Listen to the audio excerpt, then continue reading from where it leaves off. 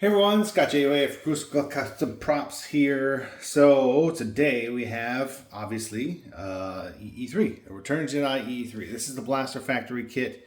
So the owner sent it in to me. It was completely already assembled, except for the scope was apart for some reason. But put that back together, fixed it to the top, and did the paint on it. So yeah, so this is, okay, so I don't know how this is coming across on the camera. Let me try and get it closer to what I see in the room. And I think that's about it for exposure. But the camera kind of makes this look a little bit more cartoony than it actually is.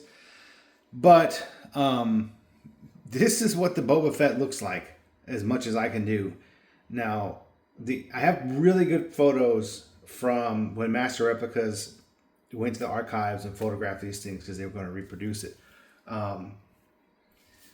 Anyway, though, based on those photos, this is the one. This is I think they made multiples of these. They have one with a hole in the stock, and they have some electronics in it. But I think this is the hero one. So anyway, that I'm basing the paint off of that particular one. They're all kind of similar. And it has many layers. It has a base kind of gray. It has a black wash, which you can kind of see here on both sides. It has a light gray painted on. It has silver. The stock has a lot of silver on it for some reason, just kind of like just rubbed in. And then there's a rust. There's like a rust paint or wash kind of deal. I did my best to replicate it as accurately as possible. You know, the runs, I got pretty close. You can't control runs, but they are fairly close. I'll show you both sides here. The kit is great, of course. It's based on a real Webley, and it's all aluminum. Let me see if I can get that in frame.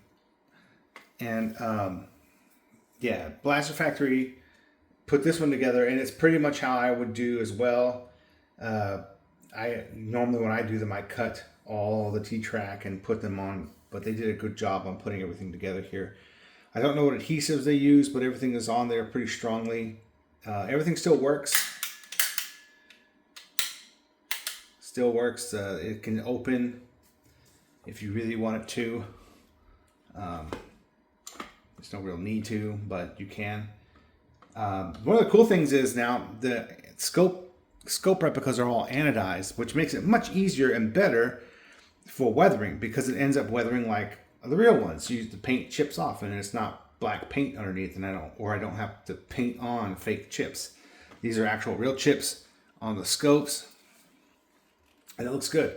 Now, I went over this pretty well. This blaster has a lot of weird paint, and the original is just like this.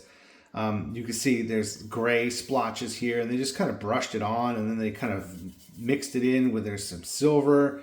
And on the back, there's a whole bunch of silver on the buttstock. But yeah, this kind of cartoony look is really what it actually looks like. And this will wear a little wearing a little bit over time, but I tried to get these runs and everything as much as I could to be exact. And yeah, so this is what it looks like. It's pretty cool. Anyway, it's a lot of work to do all these different layers of paint, but it comes out looking really good. The T-track chip up really nicely, just like the real ones. With this being anodized, it looks really cool. Yeah, there's not much really to say about it. I think this piece is still unidentified. Nobody knows what that is, but this is one of the V8 kit pieces. We have some F4 Phantom kit pieces here. Yeah, overall, man, this thing is pretty freaking cool. This is my favorite Ee3 personally, just because it's got so much character to it. I just think it's neat. But anyway, that's it. It's the Blaster Factory Ee3 Return of the Jedi. Oh, and I did paint over the lenses. Like, so this one on that one real one has masking tape over the lens and then painted, and this one didn't have any masking. And it's just painted over the glass.